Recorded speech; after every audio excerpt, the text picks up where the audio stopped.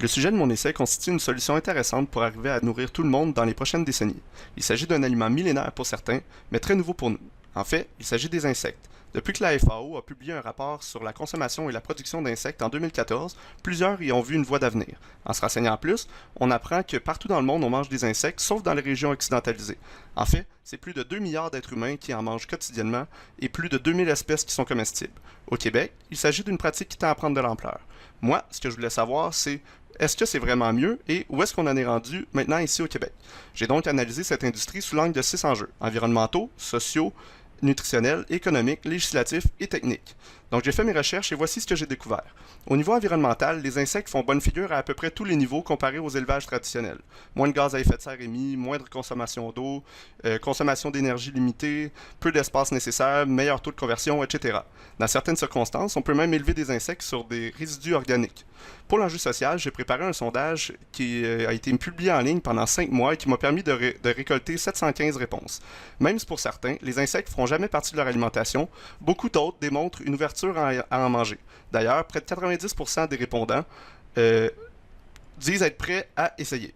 La raison numéro 1 du pourquoi, pour la nouveauté et l'envie de découvrir de nouveaux produits. Ceux qui n'en ont jamais mangé sont surtout rebutés par l'apparence qui n'est pas appétissante, la texture et le fait que ce ne soit pas intégré dans la culture. Il reste que les insectes constituent encore un aliment qui est marginal, qui ne fait pas l'unanimité. Pour ce qui est des valeurs nutritionnelles, elles varient beaucoup selon le type d'espèce et ce qui leur est donné à manger, mais en général, les insectes constituent une bonne source de protéines avec une quantité suffisante d'acides aminés.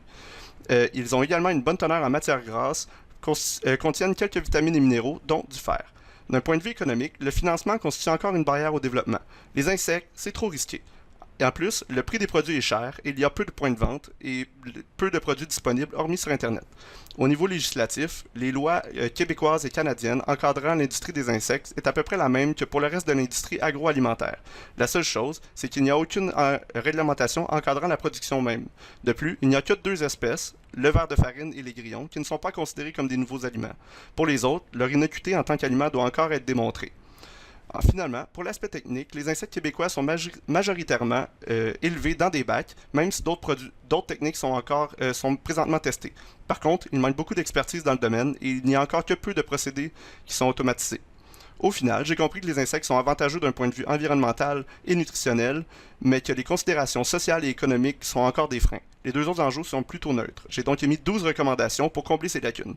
Parmi celles-ci, au gouvernement d'élaborer des programmes pour faciliter le financement des entreprises du secteur, d'encadrer la production d'insectes pour en assurer la salubrité et d'évaluer l'innocuité de plus d'espèces. Aux producteurs, par exemple, d'évaluer des régimes alimentaires spécifiques pour l'atteinte de certains objectifs, par exemple des insectes plus sucrés, et de développer des procédés automatisés. Finalement, aux transformateurs, de développer une offre de produits plus alléchante.